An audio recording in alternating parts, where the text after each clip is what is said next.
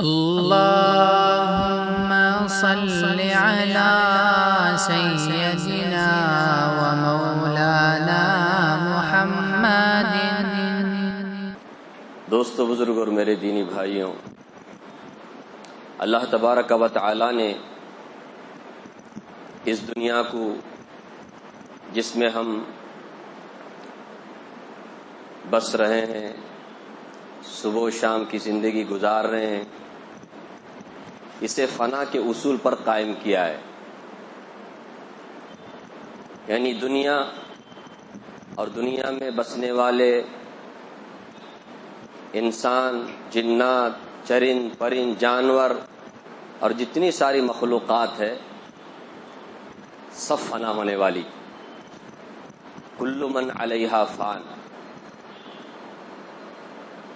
زمین پر جتنی بھی چیزیں ہیں وہ سب کے سب فنا ہونے والی۔ تو فنا ہونے والی اس دنیا میں ایک مومن جسے اللہ کی ذات پر یقین ہے، بھروسہ ہے، اس فنا ہونے والی دنیا میں وہ دل نہیں لگاتا۔ وہ اس دنیا کو مقصد بنا کر کے کیا نہیں کرتا، زندگی نہیں گزارتا۔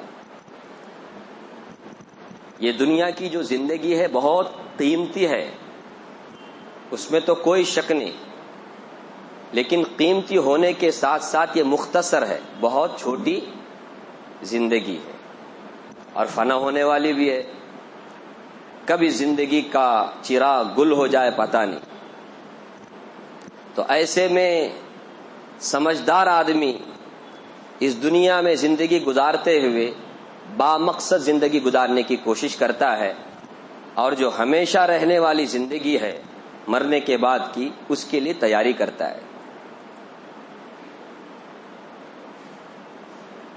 اب تو چونکہ دنیا کے دھوکے میں ہم لوگ پڑے ہوئے ہیں، اس لیے یہ بات بہت پرانی لگتی ہے، ہم لوگوں کو سمجھ میں نہیں آتی،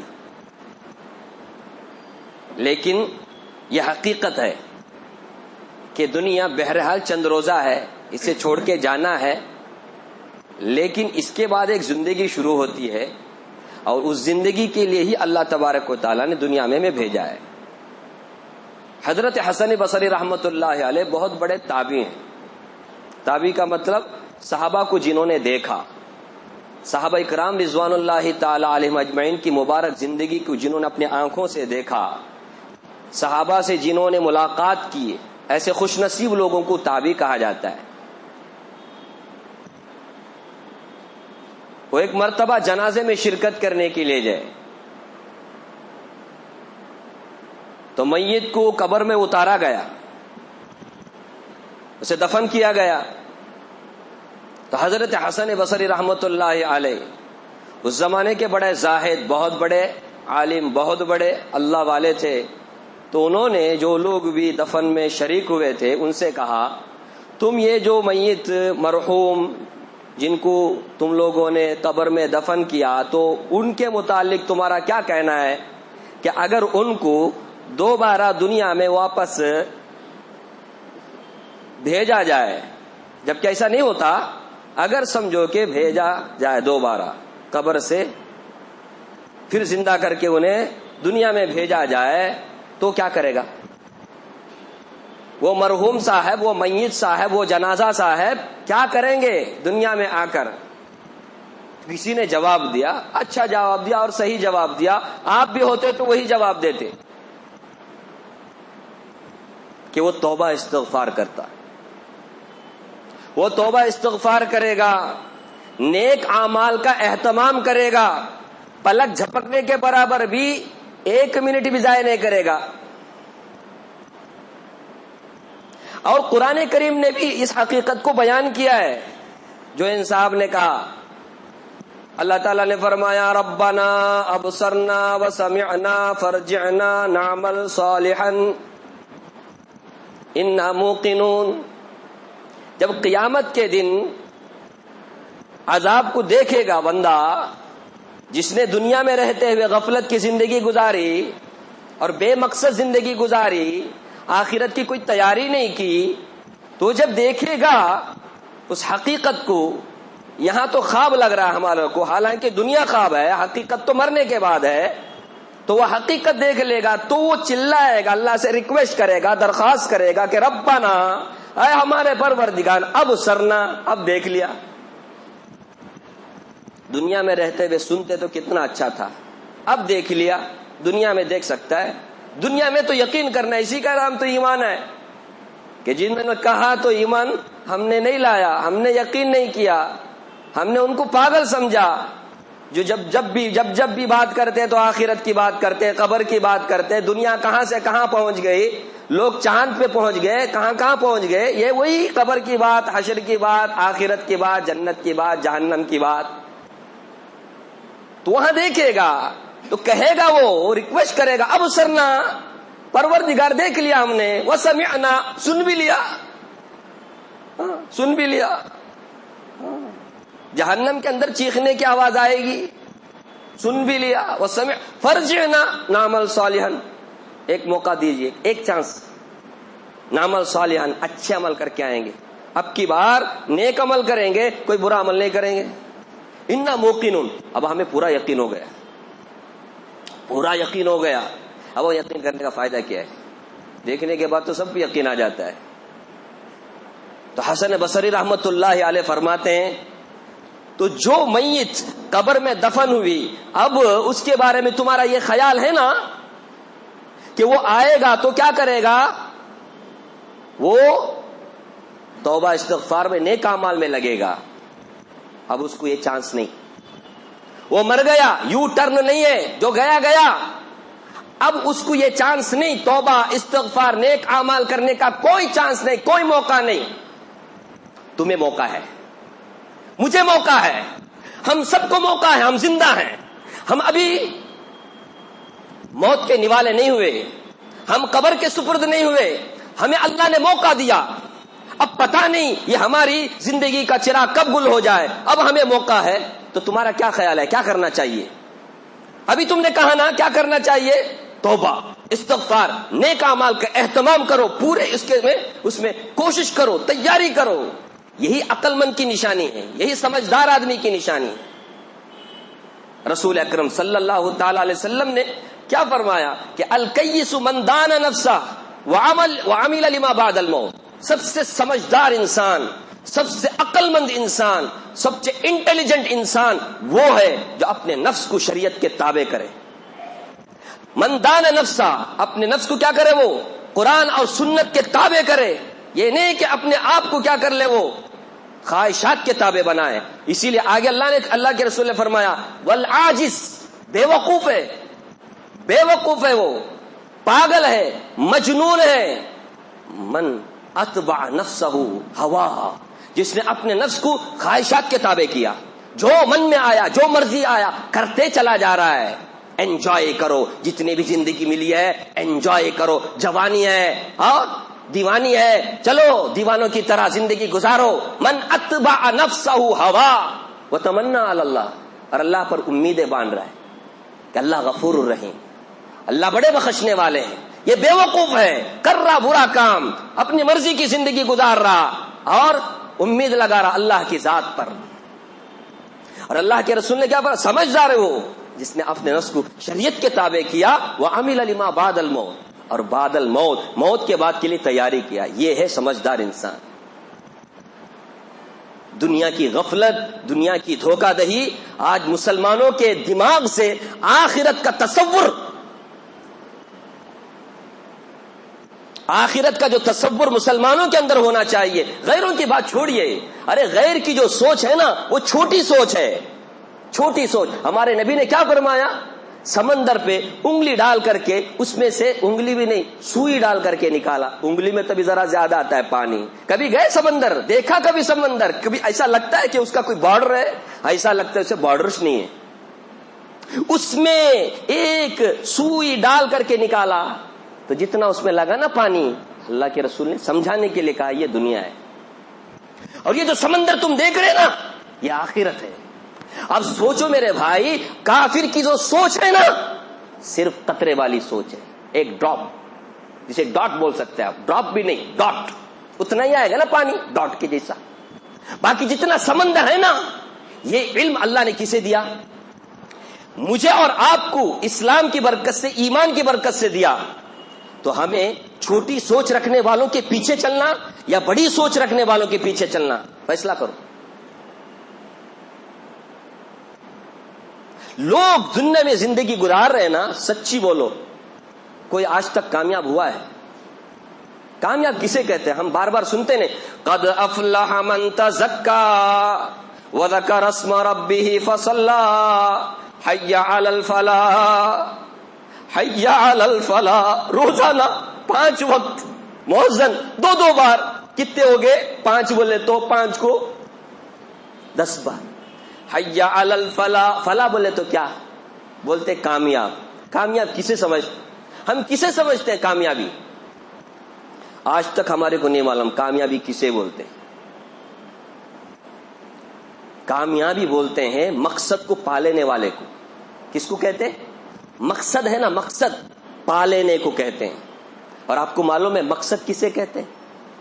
مقصد کسے کہتے ہیں معلوم ہے؟ نہیں معلوم. ہر ایک کی الگ الگ خواہش ہے. آپ پوچھو آپ کا بیٹے کو آپ کیا بنائیں گے؟ میں انجینئر بناتا ہوں. ان سے پوچھو آپ اپنے بیٹے کو کیا بنائیں گے؟ انہوں بولیں گے ڈاکٹر بناؤں گا.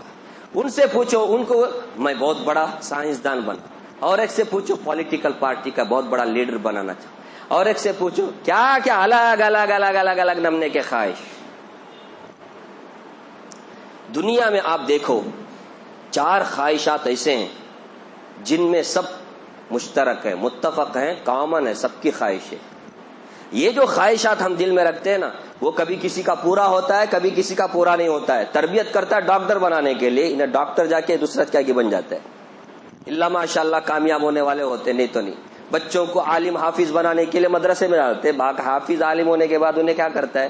اور دنیا کا نہ دین کی خدمت کا نہ کچھ، کیونکہ کچھ ملتا نہیں نا اس میں. کیا ملے گا اس میں؟ تو کامیاب ہوتے نہیں بھی ہوتے، نہیں سمجھے؟ کسی کو مل جاتا ہے جو انہوں نے ارمان، جو تمنا ہے دل کے اندر باندھے ہوئے وہ مل جاتا ہے. لیکن 4 جو خواہشات ہیں جن میں سب کا اتفاق ہے، وہ 4 خواہشات کبھی بھی کسی کے پورے نہیں ہوتے، کبھی بھی نہیں ہوتے. حالانکہ یہ خواہش ایسی ہے، کافر بولو، مسلم بولو، بڑا بولو، چھوٹا بولو، پرانے زمانے کے بولو، اس زمانے کے بولو، قیامت تک آنے والے لوگوں کے بولو، سب کی یہ 4 خواہش ہے. لیکن کسی کی بھی خواہش آج تک پوری نہیں ہوئی اور نہ پوری ہوگی اس دنیا میں. وہ کیا ہے؟ وہ کیا ہے؟ ہمیشہ میں زندہ رہوں بول کر کے خواہش رہتے. کوئی بھی مرنا نہیں چاہتا ہے. ڈپریشن میں آ کے سوسائڈ کرتا وہ الگ بات ہے، اس کی کھوپڑی کیا ہو گئی؟ الٹی ہو گئی. جس کی عقل سلامت رہتی نہیں، جس کی فطرت سلامت رہتی، انہیں کبھی بھی مرنا نہیں چاہتا ہے.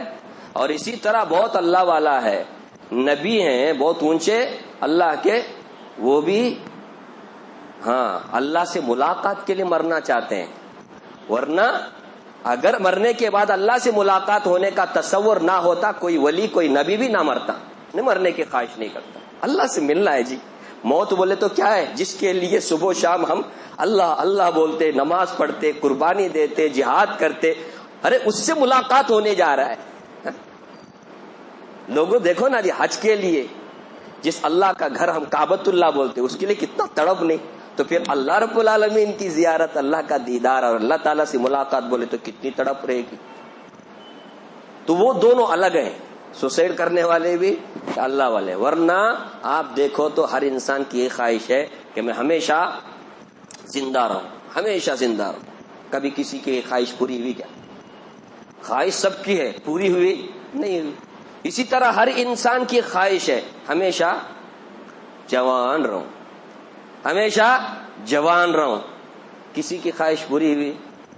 انہیں کتنا بھی باڈی بلڈنگ کرنے دو، انہیں کتنا بھی جم جانے دو، کیا بھی کرنے دو، وہ بڈھا ہوتے. اللہ کے رسول نے فرمایا ہر بیماری کی دوا اللہ نے نازل کی ہے، لیکن بڑھاپے کی دوا آج تک دنیا میں اللہ نے نازل نہیں کی. اور کوئی اگر بولے گا نا اس طرح، اسے اٹھا کر کے چپل سے مار، ہو ہی نہیں سکتا. تو بولتا ہے بڈھا بھی جوان ہو جائے گا، ایسے ایسے دوا، ہو ہی نہیں سکتا. تو ہر ایک بھی جوان ہونا چاہتا ہے، ٹھیک ہے. اور اسی طرح کوئی بھی آدمی بیمار ہونا نہیں چاہتا، ہمیشہ صحت مند تندرست رہنا چاہتا ہے ہر ایک انسان. کوئی ہے اس میں سے کوئی مطلب بیمار ہونا چاہتا ہے؟ کوئی بھی نہیں چاہتا. چاہتا ہے ہر ایک بھی صحت مند رہنا, لیکن یہ خواہش بھی کسی کی پوری نہیں ہوتی. آپ کتنا بھی دعا مانگو اللہ ہمیں بیماری سے بچائیے, چھوٹی موٹی بیماری تو آتی ہے, اللہ بڑی بیماری سے بچائے. ہاں چھوٹی موٹی بیماری آتی, سردی بخار کھانسی قومی نشاں ہمارا بولتے وہ آنا چاہیے, اور اس میں بھی ایک رحمت ہے نعمت ہے وہ بھی. خیر تو ہر ایک آدمی بھی یہی رکھتا ہے خواہش کہ میں صحت مند رہوں, اور یہ بھی ایک ہر ایک کی خواہش ہے میں ہمیشہ خوشحال رہوں, کسی قسم کا کوئی ٹینشن نہ ہو, صبح بھی شام بھی. یہ کیا ہے, یہ کہاں سے لانا کہاں سے کھلانا, ہاں یہاں نہیں ملتا وہاں نہیں ملتا, وہاں جاؤ یہاں جاؤ. ہمیشہ خوشحال رہنا چاہتا ہے ہر انسان. کبھی کسی کی خواہش پوری ہوئی؟ بتاؤ نا, کسی کی خواہش پوری ہوئی؟ 24 آورس ایک آدمی خوش رہے ایسا کوئی انسان ہے بتاؤ اب دنیا میں؟ نہیں ہے. اب یہ خواہشات یہ فطرت کی پکار ہے کہ یہ میری خواہش ہے. اب اس فطرت کی یہ 4 خواہشات ایسے ہیں, یہ فطرت کی آواز ہے, فطرت کی ہر ایک انسان کے اندر اللہ نے رکھ دی ہے. ایسا نہیں ہے کہ کسی کے اندر ہے کسی کے اندر نہیں, ہر ایک انسان کے اندر ہے. تو پھر یہ خواہشات پوری ہونے کی جگہ ہونی چاہیے کہ نہیں؟ سچی بولو ہونا چاہیے. تو اسی جگہ کو کیا بولتے ہیں؟ جنت. جب جنت میں جنتی پہنچیں گے نا تو یہی آواز لگائی جائے گی, اے جنتیوں ہمیشہ صحت مند رہو گے, کبھی تم بیمار نہیں ہوگے. اے جنتیوں ہمیشہ تم جوان رہو گے, کبھی بوڑھے نہیں ہوگے. ہمیشہ تم زندہ رہو گے, کبھی تمہیں موت نہیں آئے گی. اور ہمیشہ خوشحال رہو گے, نو ٹینشن رہو گے, کبھی تمہیں غربت پریشانی کچھ بھی نہیں آئے گی. تو یہ حقیقت ہے, ٹرو ہے, ٹرو آخرت کا تصور. ہم ایمان والے, میں تو خیر میں کیا عرض کر رہا تھا, مجھے کچھ اور بولنا چاہیے تھا, میں کہیں اور چلا گیا. تو اصل میں مسلمان آخرت کا تصور رکھ کر کے زندگی گزارنے والا, لیکن آج مسلمان خود کیا ہو گیا ہے؟ آخرت سے غفلت کی زندگی گزارنے والا ہو گیا ہے. پتہ نہیں وہ ایسی زندگی دکھنے میں ایسا لگتا ہے کہ اس کو مطلب یقین ہی نہیں ہے آخرت پر. ایسی ہم نے زندگی کا شیڈول بنایا ہوا ہے, نظام الاوقات ایسا بنایا ہوا ہے. تو میں نے ایک حدیث شریف پڑھی, حضرت ابن عمر رضی اللہ تعالی عنہما. اصل میں اس حدیث کی تشریح کرنا چاہ رہا تھا, وقت ہو گیا, لیکن میں ترجمہ کر دیتا ہوں آپ کے سامنے. حضرت ابن عمر بہت بڑے صحابی, حضرت عمر رضی اللہ عنہ کے بیٹے ہیں, حضرت عبداللہ بن عمر رضی اللہ تعالی عنہ. ان سے ایک مرتبہ رسول اللہ صلی اللہ علیہ وسلم نے بڑے پیار سے کہا, بڑے پیار سے, کیونکہ چھوٹی عمر کے تھے وہ. فرمایا کن فی الدنیا کأنک غریب, بیٹا دنیا میں ایسا رہنا جیسا کوئی مسافر رہتا ہے, جیسا کوئی راہگیر رہتا ہے, جیسا کوئی اجنبی رہتا ہے, ایسا دنیا میں رہنا. کیا فرمایا؟ دنیا میں ایسا رہنا جیسا کوئی مسافر رہتا ہے, راہگیر راستہ چلنے والا, یا پھر کوئی اجنبی رہتا ہے.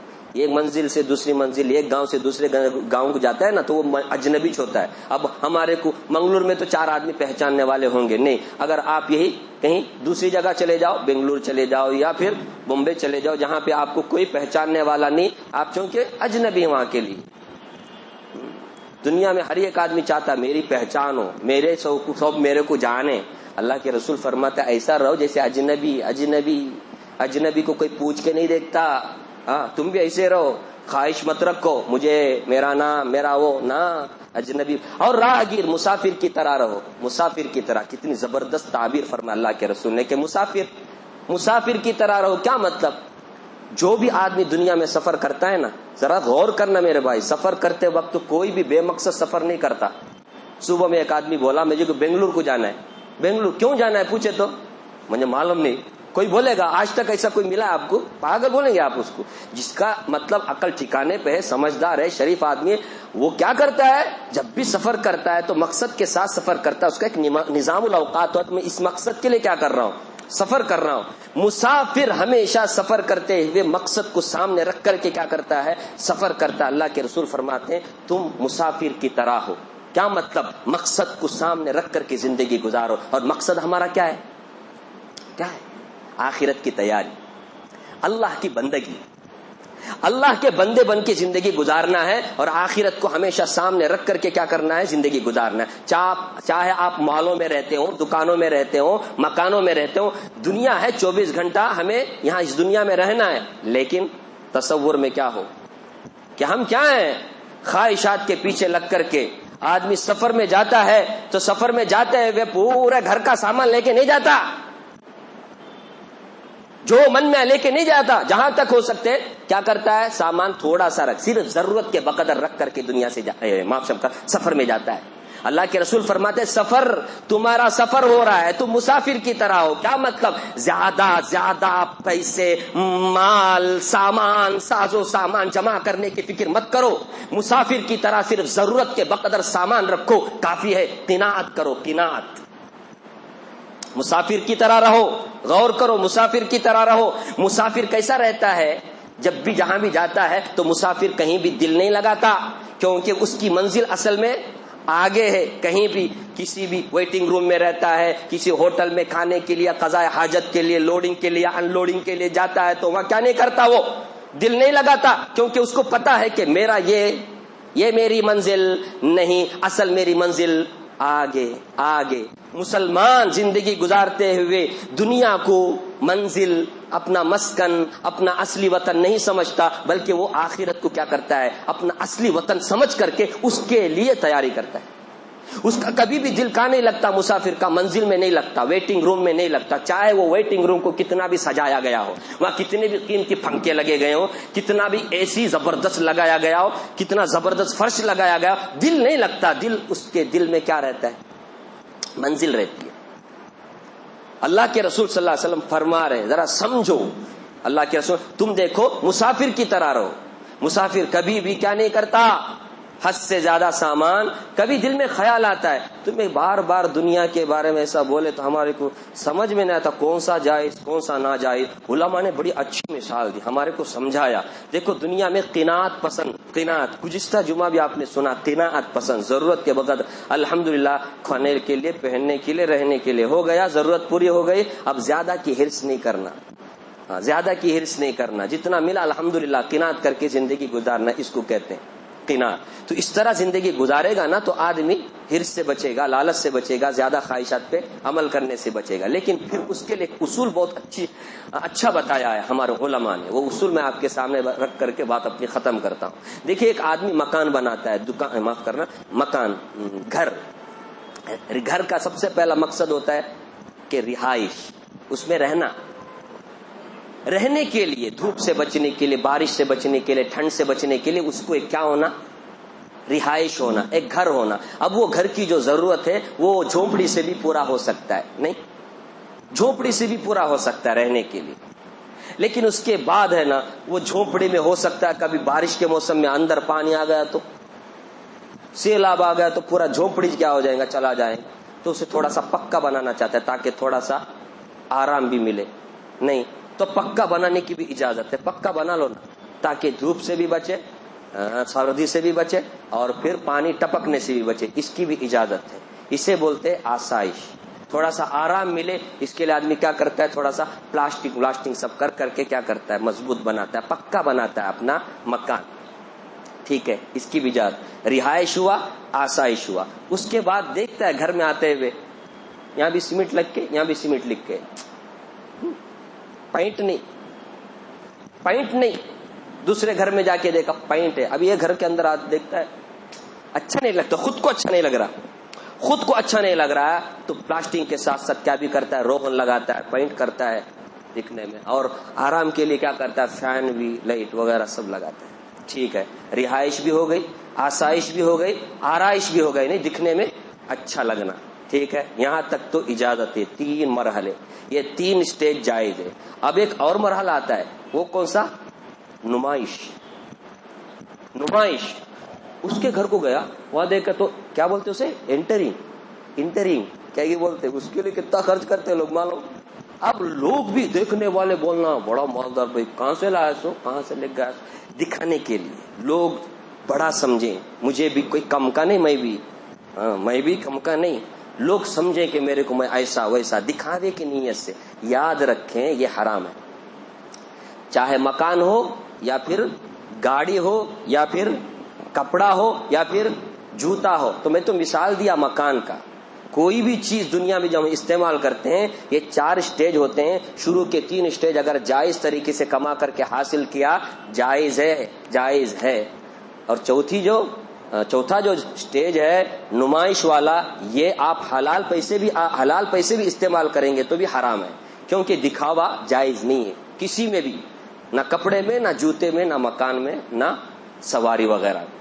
یہ 4 چیزیں آپ دماغ میں رکھو اور چوتھی چیز سے بچو، اور 3 چیزوں میں الحمدللہ جائز طریقے سے مل رہا ہے، خوب کرو۔ اللہ تبارک و تعالیٰ نے دیا ہے، لوگوں کو دکھاؤ، کئی مطلب لوگ دیکھیں، اللہ ہاں کنجوس بن کے نہیں رہنا، اللہ نے دیا ہے، پہنو کپڑا، اچھے سے اچھے سواری میں جاؤ، لیکن نمائش والا جذبہ نہیں ہونا چاہیے۔ تو دنیا میں رہتے ہوئے آدمی کو اس طرح سے رہنا ہے کہ زیادہ کے خواہش، زیادہ ساز و سامان، مسافر جیسا رہتا ہے ویسا فرما۔ اور آگے اللہ نے ایک اور جملہ فرمایا، اللہ کے رسول نے فرمایا وعد نفسک من اصحاب القبور، اپنے آپ کو قبر والوں میں شمار کرو، قبر والوں میں شمار کرو۔ کیا مطلب؟ اگر قبر والے دنیا سے چلے گئے ایسا ہی سمجھو، کیونکہ دنیا سے جانے کے بعد اصل جو زندگی ہے، اس دنیا سے دل مت لگاؤ، مرنے والوں میں تم دل لگاؤ، مرنے والوں میں سے اپنے آپ کو شمار کرو۔ مرنے والا مرنے کے بعد یا تو جنت میں جاتا ہے یا جہنم میں جاتا ہے، 2 میں سے ایک۔